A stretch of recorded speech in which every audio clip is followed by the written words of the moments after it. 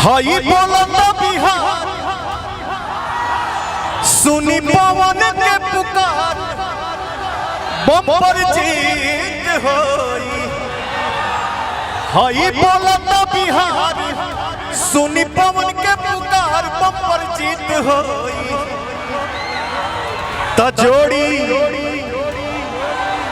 जोड़ी मोदी या नीतीश जी के हिट होई।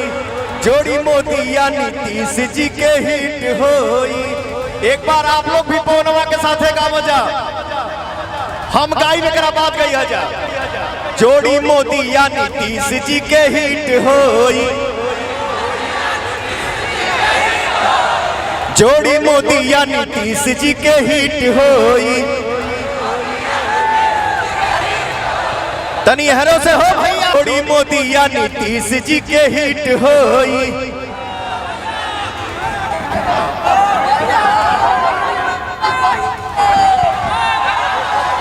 एक बार आपो सब गा जा। जोड़ी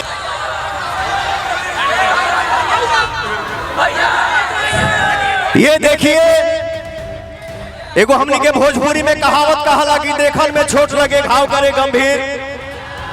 मेरा छोटा भाई है, हमारे बिहार हमारे शाहाबाद का शान है ये लड़का।